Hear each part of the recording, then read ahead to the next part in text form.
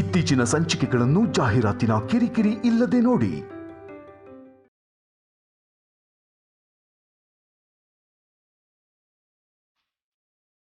ಬನ್ನಿ, ನಿಮ್ಗೋಸ್ಕರನೇ ವೇಟ್ ಮಾಡ್ತಿದ್ದೆ. ಯಾಕೆ ಇವತ್ತಿಷ್ಟು ಲೇಟ್ ಆಯ್ತು? ಕಸ್ಟಮರ್ ಜೊತೆ ತುಂಬಾ ದೂರ ಹೋಗ್ಬೇಕಾಯ್ತು ಶ್ಯಾಮ. ಅವ್ರನ್ನ ಇಳಿಸಿ ಮನೆಗೆ ಬರುವಾಗ ಇನ್ನೊಂದು ರೈಡ್ ಬಂತು. ಅದನ್ನ ಕೂಡ ಪೂರ್ತಿ ಮಾಡಿ ಬರೋದ್ರಲ್ಲಿ ಲೇಟ್ ಆಗೋಯ್ತು. ಇಷ್ಟು ಹೊತ್ತು ರೈಡ್ ಮಾಡ್ಬೇಕು ಅಂದ್ರೆ ನಿಮ್ಗೆ ಕಷ್ಟ ಆಗಲ್ವಾ? ಆ ರೈಡ್ ಕ್ಯಾನ್ಸಲ್ ಮಾಡ್ಬೇಕಿತ್ತು. ಕ್ಯಾನ್ಸಲ್ ಮಾಡಿದ್ರೆ ದುಡ್ಡು ಹೇಗ್ ಬರುತ್ತೆ ಶ್ಯಾಮ? ಆ ರೈಡ್ಗೆ ಹೋಗೋದ್ರಿಂದ ನಿಮ್ಗೆ ದುಡ್ಡೆಷ್ಟು ಸಿಗತ್ತೆ? 50 ರೂಪಾಯಿ. 50 ರೂಪಾಯಿಗೋಸ್ಕರ ನೀವಷ್ಟು ಕಷ್ಟ ಪಡ್ಬೇಕಾ? ಅದು 50 ರೂಪಾಯ 50,000 ರೂಪಾಯಿ ಅಂತಲ್ಲ ಶ್ಯಾಮ. ನಾವು ಕಷ್ಟ ಪಡ್ಬೇಕಾದ ಟೈಮಲ್ಲಿ ಕಷ್ಟ ಪಡ್ಬೇಕಷ್ಟೆ. ಕಷ್ಟ ಪಡ್ಬೇಕಾದ ವಯಸ್ಸಲ್ಲಿ ಸುಖವಾಗಿರೋದನ್ನ ಅಭ್ಯಾಸ ಮಾಡ್ಕೊಂಡ್ರೆ ಸುಖ ಪಡ್ಬೇಕಾದ ವಯಸ್ಸಲ್ಲಿ ಕಷ್ಟ ಪಡ್ಬೇಕಾಗತ್ತಷ್ಟೆ. ಇದು ಒಂದು ಸಿನಿಮಾ ಡೈಲಾಗು, ಆದ್ರೆ ಅದೇ ಸತ್ಯ. ನೀವ್ ಹೇಳಿದ್ದು ನಿಜಾನೇ ರೀ, ಅದು ಸತ್ಯನೇ ಇರ್ಬೋದು. ಆದ್ರೆ ಸುಖದಲ್ಲಿ ಹುಟ್ಟಿ ಬೆಳೆದಿರೋ ನೀವು ಇಷ್ಟು ಕಷ್ಟ ಪಡೋದ್ನ ನನಗ್ ನೋಡಕ್ ಆಗ್ತಿಲ್ಲ. ಕಷ್ಟನೇ ಇಷ್ಟ ಅಂದ್ಕೊಂಡ್ರೆ ಆ ಕಷ್ಟ ಸುಖ ಆಗಿ ಬದಲಾಗತ್ತೆ, ಗೊತ್ತಾ? ಓಕೆ, ನೀನ್ ಊಟ ಮಾಡಿದ್ಯಾ ಇಲ್ವಾ? ಇಲ್ಲ. ಇನ್ನೂ ತಿಂದಿಲ್ವಾ? ನಿಮ್ದಾಗ್ದೆ ನಾನ್ ತಿಂತೀನಾ? ಹೀಗಂದ್ರೆ ಹೇಗೆ ಶ್ಯಾಮ? ನಾನ್ ಬರೋದು ಲೇಟ್ ಆದಾಗ ನೀನ್ ತಿನ್ಬೋದು ತಾನೆ? ತಿಂದೇ ಇದ್ರೆ ಏನಾಗತ್ತೆ? ಸುಸ್ತಾಗತ್ತೆ. ಸುಸ್ತಾದ್ರೆ ಏನಾಗತ್ತೆ? ಯಾವ ಕೆಲ್ಸ ಮಾಡ್ಬೇಕು ಅಂದ್ರೂ ಕಷ್ಟ ಆಗತ್ತೆ. ಕಷ್ಟ ಅನ್ನ ಇಷ್ಟ ಅನ್ಕೊಂಡ್ರೆ ಆ ಕಷ್ಟ ಸುಖ ಆಗ್ಬಿಡತ್ತೆ ಅಂತ ಇವಾಗ ನೀವ್ ತಾನೇ ಹೇಳಿದ್ದು. ನನ್ ಡೈಲಾಗ್ ನನಗೆ ಕೌಂಟರ್ ಹೊಡೆದೆ ಅಂತ ಆಯ್ತು. ನಿಮ್ ಹೆಂಡ್ತಿ ಅಲ್ವಾ? ಸರಿ, ನೀವ್ ಹೋಗಿ ಸ್ನಾನ ಮುಗಿಸ್ ಬನ್ನಿ, ನಾನು ಊಟ ಬಡಿಸ್ತೀನಿ. ಸರಿ.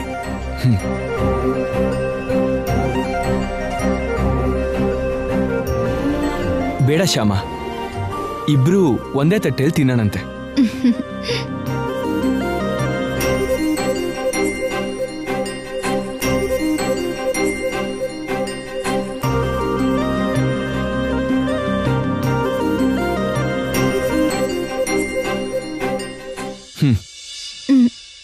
ಮೊದ್ಲು ನೀವ್ ತಿನ್ನಿ.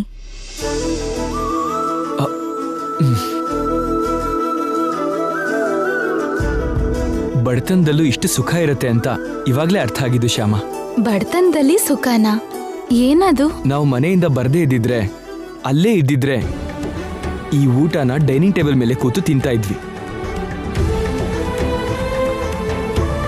ಇವಾಗ ಈ ರೀತಿ ಒಂದೇ ತಟ್ಟೆಯಲ್ಲಿ ಇಬ್ರು ಸೇರಿ ಊಟ ಮಾಡ್ತಿದ್ದೀವಿ. ಆ ಮನೇಲಿದ್ದಿದ್ರೆ ಇಂಥ ಚಾನ್ಸು ಮಿಸ್ ಆಗ್ತಿತ್ತು. ಆದ್ರೆ ಆ ಮನೇಲಿ ನಾವು ಇಲ್ಲದೆ ಇರೋದ್ರಿಂದ ಅಲ್ಲಿ ಜನರನ್ನ ಮಿಸ್ ಮಾಡ್ಕೋತಿದ್ದೀವಿ.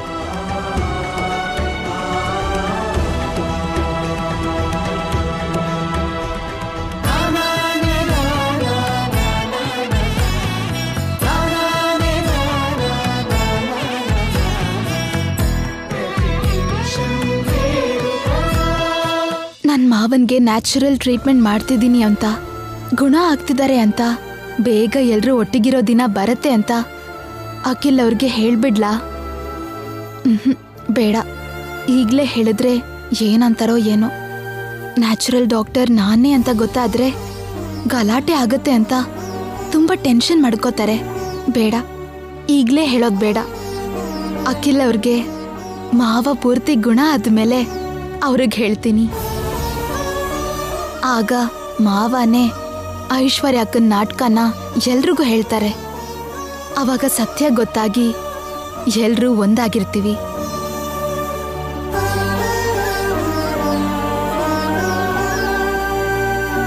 ನಿಮಗ್ ಹೇಳ್ದೆ ಮಾವಂಗ್ ಟ್ರೀಟ್ಮೆಂಟ್ ಮಾಡ್ತಿರೋದಕ್ಕೆ ನನಗ್ ಕ್ಷಮಿಸಿ. ನಮ್ಮ ಒಳ್ಳೇದಕ್ಕೆ ನಾನು ಹೀಗ್ ಮಾಡ್ತಿರೋದು.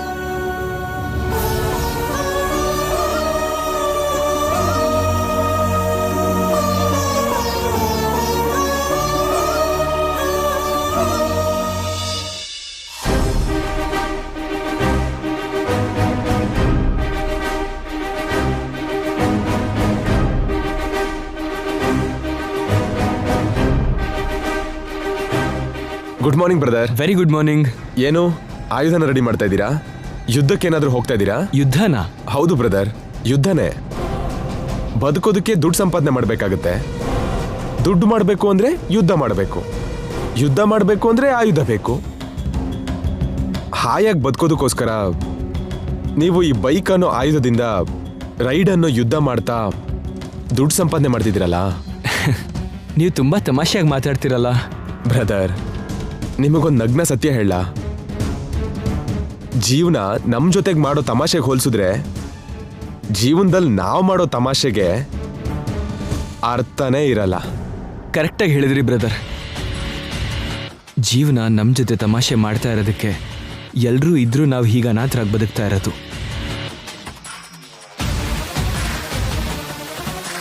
ಮಾವನ್ ಟ್ರೀಟ್ಮೆಂಟ್ಗೆ ಹೋಗೋ ಟೈಮ್ ಆಯಿತು.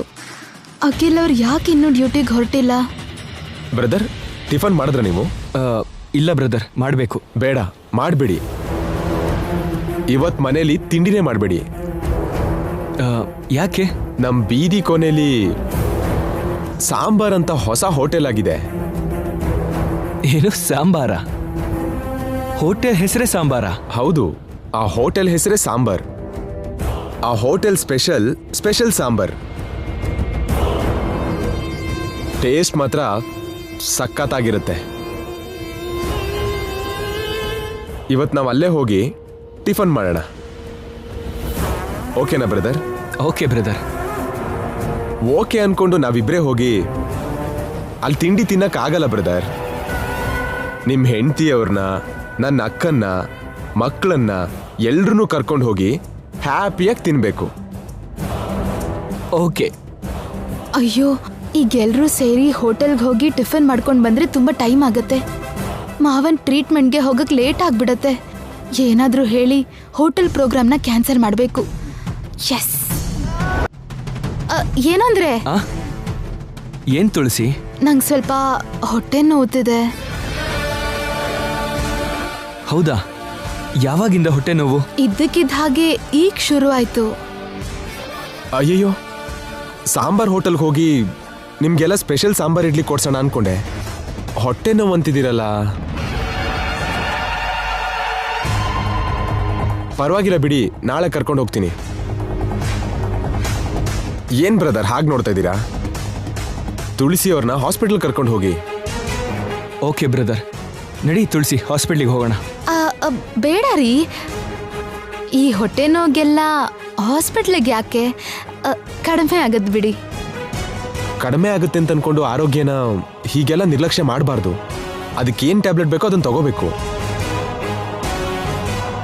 ಬ್ರದರ್, ಒಂದು ಕೆಲಸ ಮಾಡಿ, ನಮ್ಮ ಬೀದಿ ಕೊನೆಯಲ್ಲಿ ಮೆಡಿಕಲ್ ಶಾಪ್ ಇದೆಯಲ್ಲ, ಅಲ್ಲಿ ಹೋಗಿ ಹೊಟ್ಟೆ ನೋವಿನ ಟ್ಯಾಬ್ಲೆಟ್ ಕೇಳಿ ಕೊಡ್ತಾರೆ. ಅದನ್ನ ತಂದು ಕೊಟ್ಬಿಡಿ. ಸರಿ. ಅದೇನು ಬೇಡ ಬಿಡಿ, ಟ್ಯಾಬ್ಲೆಟ್ ಏನು ಬೇಕಾಗಿಲ್ಲ. ಯಾಕೆ ಬೇಡ ಅಂತೀರಾ? ಅಗತ್ಯನೂ ಇಲ್ಲ ಅಂತೀರಿ, ಹಾಸ್ಪಿಟಲ್ಗೆ ಹೋಗೋದು ಬೇಡ ಅಂತೀರಿ, ಈಗ ಟ್ಯಾಬ್ಲೆಟು ಬೇಡ ಅಂತೀರಿ. ಹೊಟ್ಟೆ ನೋವು ಹೇಗೆ ಕಡಿಮೆ ಆಗುತ್ತೆ? ನಿಮಗೀಗ ಹೊಟ್ಟೆ ನೋವು ಇರುವಾಗ ಬ್ರದರ್ ಹೇಗೆ ಡ್ಯೂಟಿಗೆ ಹೋಗ್ತಾರೆ? ಒಮ್ಮೆ ಹೋದ್ರೂ ಆರಾಮಾಗಿ ಡ್ಯೂಟಿ ಹೇಗೆ ಮಾಡ್ತಾರೆ? ನನ್ನ ಮಾತು ಕೇಳಿ ಟ್ಯಾಬ್ಲೆಟ್ ತಗೊಳ್ಳಿ. ಹಾ, ನೀವು ಒಳಗಡೆ ಹೋಗಿ ರೆಸ್ಟ್ ತಗೊಳ್ಳಿ. ಬ್ರದರ್ ಹೋಗಿ ಟ್ಯಾಬ್ಲೆಟ್ ತರ್ತಾರೆ. ಸರಿ ಆಯ್ತು.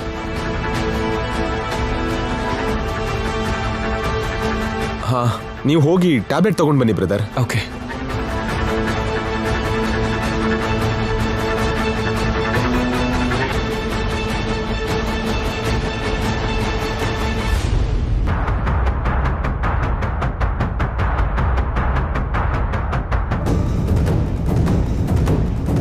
ನಾನು ಒಳ್ಳೆಯವನ ಹಾಗೆ, ನಿಮ್ಮ ಒಳ್ಳೇದನ್ನೇ ಬಯಸೋನ್ ಹಾಗೆ, ನಿಮ್ಮ ಮೇಲೆ ಅಭಿಮಾನ ಇರೋನ್ ಹಾಗೆ ಎಷ್ಟು ಚೆನ್ನಾಗಿ ನಟಿಸ್ತೀನೋ ಅಷ್ಟು ಬೇಗ ನೀವು ನನ್ನ ಟ್ರ್ಯಾಪಿಗೆ ಬೀಳ್ತೀರಾ. ಇದು ಯಾರಿಗೂ ಗೊತ್ತಾಗ್ದಿರೋ ಸತ್ಯ.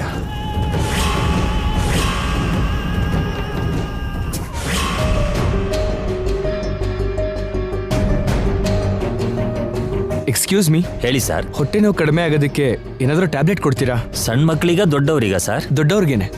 ಓ, ನಿಮ್ಮ ಮಿಸ್ಸಸ್ ಅವರಿಗಾ? ಹೌದು. ನನ್ನ ಮಿಸ್ಸಸ್ ನಿಮಗೆ ಗೊತ್ತಾ? ಗೊತ್ತು ಸರ್. ನೀವಿಬ್ರು ಬೈಕಲ್ಲಿ ಓಡಾಡೋದನ್ನ 2-3 ಸರಿ ನೋಡಿದ್ದೀನಿ.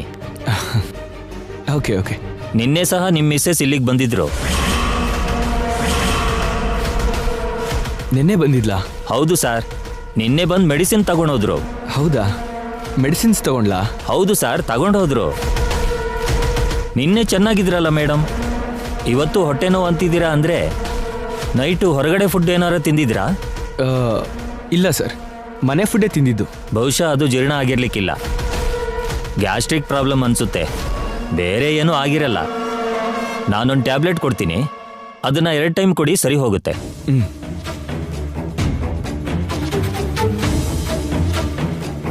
ಶ್ಯಾಮ ನಿನ್ನೆ ಮೆಡಿಕಲ್ ಶಾಪಿಗೆ ಯಾಕೆ ಬಂದಿದ್ಲು? ಟ್ಯಾಬ್ಲೆಟ್ ಯಾಕೆ ತಗೊಂಡ್ಲು? ಈ ವಿಷಯ ನನಗೆ ಯಾಕೆ ಹೇಳಲಿಲ್ಲ? ಯಾಕೆ ಈ ವಿಷಯ ನನ್ನ ಹತ್ರ ಮುಚ್ಚಿಡ್ತಾ ಇದ್ದಾಳೆ? ಎಷ್ಟು? 50 ರೂಪಾಯಿ ಸರ್. ತಗೊಳ್ಳಿ. Thank you. Thank you sir.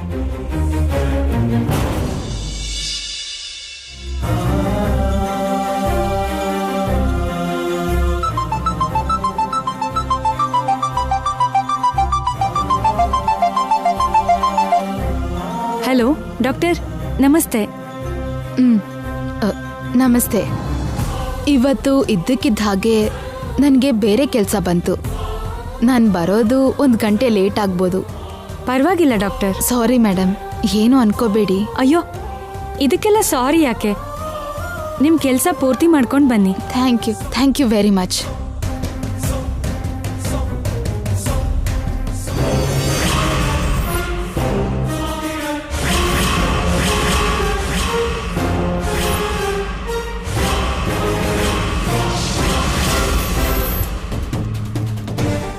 ಏನ್ ಹೀಗ್ ನೋಡ್ತಿದ್ದಾರೆ? ನನ್ನ ಫೋನಲ್ಲಿ ಮಾತಾಡಿದ್ನ ಕೇಳಿಸ್ಕೊಂಡ್ರಾ? ಗಂಟೆ ಆದ್ಮೇಲೆ ಎಲ್ಲಿ ಹೋಗ್ತಿದ್ಯಾ ಅಂತ ಕೇಳಿದ್ರೆ ನಾನು ಏನು ಉತ್ತರ ಕೊಡ್ಲಿ? ನನ್ನ ಫೋನ್ ತಗೊಂಡು ನಾನು ಯಾರಿಗೆ ಫೋನ್ ಮಾಡಿದೆ ಅಂತ ನೋಡಿದ್ರೆ ವೈದೇಹಿ ಅಕ್ಕನ ನಂಬರ್ ಗೊತ್ತಾಗತ್ತೆ. ಅವ್ರಿಗೆ ಯಾಕೆ ಫೋನ್ ಮಾಡಿದೆ ಅಂದ್ರೆ ನಾನು ಏನು ಹೇಳಿ? ಏನ್ ಶ್ಯಾಮ ಹಾಗಿದ್ಯಾ? ಏನಾಯ್ತು? ಏನಿಲ್ಲ ರೀ, ನೀವು ಹಾಗೆ ನೋಡ್ತಿದ್ರಲ್ಲ, ಯಾಕೆ ಅಂತ ನೋಡ್ತಿದ್ದೆ. ಇಲ್ಲ, ನಾನು ಕ್ಯಾಶುಯಲ್ ಆಗಿ ನೋಡ್ತಾ ಇದ್ದೆ ಅಷ್ಟೆ. ತಗೋ, ಈ ಟ್ಯಾಬ್ಲೆಟ್ ತಗೋ.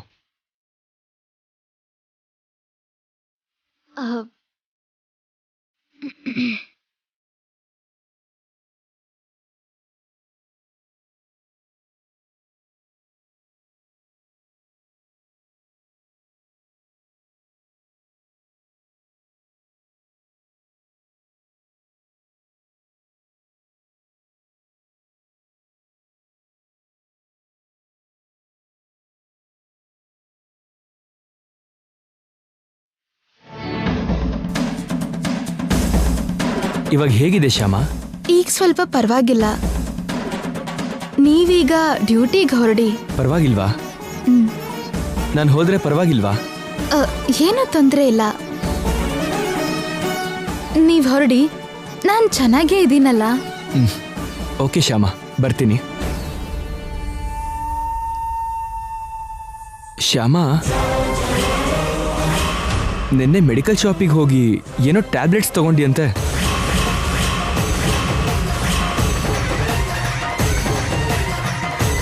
ಇವಾಗ ಟ್ಯಾಬ್ಲೆಟ್ ತರೋದಕ್ಕೆ ಹೋದಾಗ ಶಾಪ್ ಓನರ್ ಹೇಳಿದ್ರು. ಏನ್ ಟ್ಯಾಬ್ಲೆಟ್ಸ್ ತಗೊಂಡೆ? ಯಾಕೆ ತಗೊಂಡೆ? ಯಾರಿಗೆ ಅಂತ ತಗೊಂಡೆ?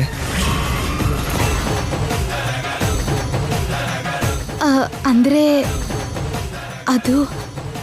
ಅದು ಹಾ, ವನಜಾಕ್ಷಿ ಅತ್ತಿಗೆ ಕೇಳಿದ್ರು, ತಂದ್ಕೊಟ್ಟೆ. ಅವ್ರಿಗೇನಾಗಿದೆ? ಅವ್ರು ಚೆನ್ನಾಗೇ ಇದಾರಲ್ಲ.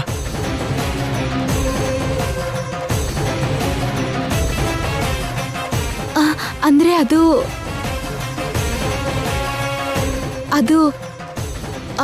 ಅವ್ರಿಗೋಸ್ಕರ ಅಲ್ಲ ರೀ, ಅವ್ರ ನೆಂಟ್ರಿಗೆ ಯಾರಿಗೋ ಕಳಿಸ್ಬೇಕಂತೆ. ತಗೋ ಬಾ ಅಂದ್ರು, ಹೋಗಿ ತಗೊಂಡ್ ಬಂದೆ. ಹೌದಾ? ವನಜಾಕ್ಷಿ ಅಕ್ಕನ ನೆಂಟ್ರಿಗೆ ಯಾರಿಗೋ ಟ್ಯಾಬ್ಲೆಟ್ಸ್ ಕಳ್ಸೋದಿಕ್ಕೆ ಅಂತ ನಿನ್ನ ಶಾಪಿಗೆ ಕಳಿಸಿ ತರಿಸಿದ್ರಾ? ಹೌದು. ಹಾಗಾದ್ರೆ ಓಕೆ. ಅವ್ರು ಮೊದಲೇ ಹೇಳಿದ್ರು ಅಲ್ವಾ, ಅವರಿಗೆ ಹೊರಗಡೆ ಹೋಗೋಕ್ಕಾಗದೇ ಇದ್ರೆ ಅವ್ರ ಕೆಲಸ ಎಲ್ಲ ನಾವೇ ಮಾಡಬೇಕು ಅಂತ. ಅದಕ್ಕೆ ಕಳಿಸಿ ತರಿಸಿರ್ತಾರೆ. ಓಕೆ, ನಾನು ಹೊರಡ್ತೀನಿ. ಏನಾದರೂ ಅಗತ್ಯ ಇದ್ರೆ ಕಾಲ್ ಮಾಡು. ಸರಿ.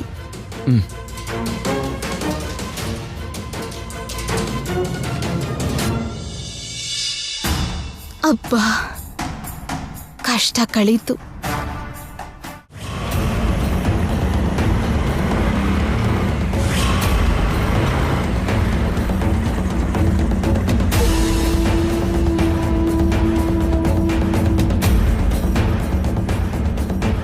ಇವಾಗ ಟ್ಯಾಬ್ಲೆಟ್ ತರೋದಕ್ಕೆ ಹೋದಾಗ ಶಾಪ್ ಓನರ್ ಹೇಳಿದ್ರು,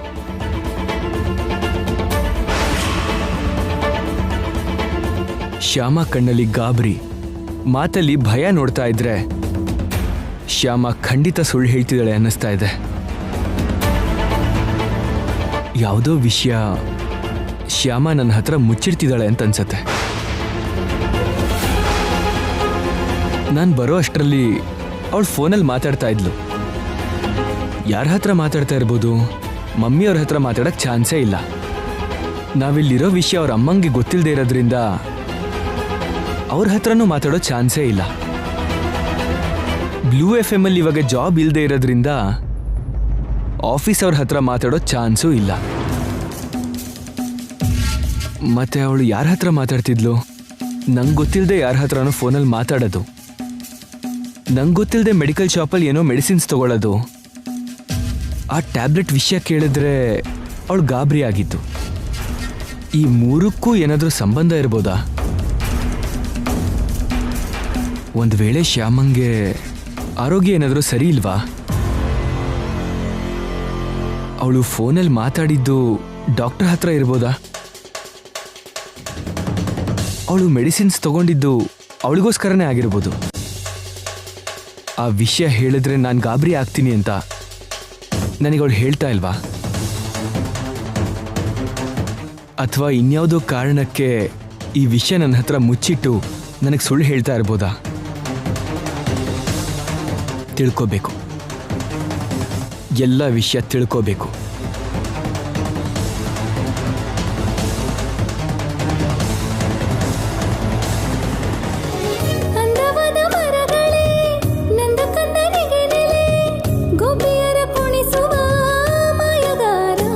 ಹೈ ಚಿಕ್ಕಮ್ಮ, ಮಮ್ಮಿ ಮಮ್ಮಿ.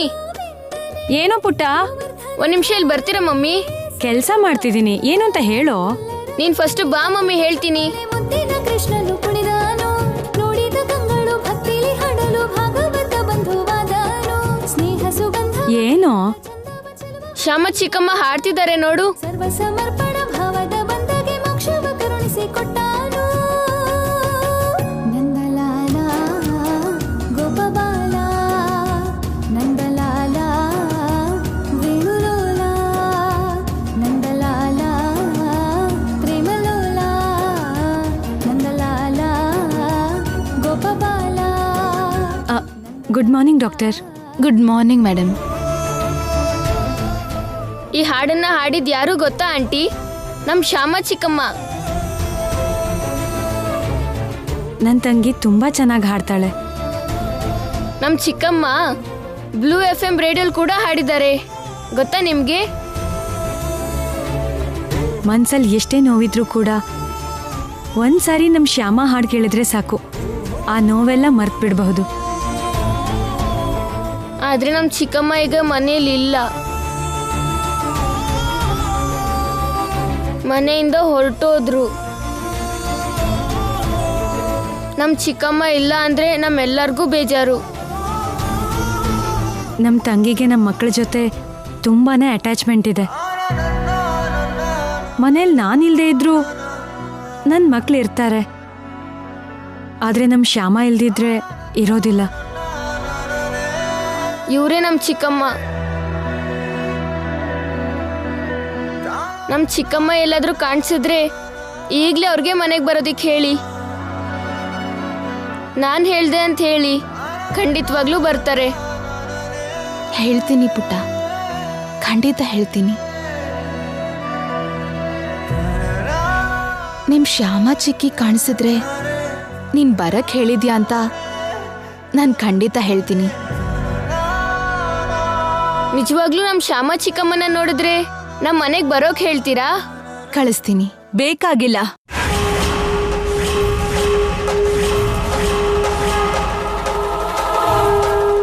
ಅವಳು ಮತ್ತೆ ಈ ಮನೆ ಒಳಗೆ ಕಾಲಿಡೋ ಅಗತ್ಯ ಇಲ್ಲ.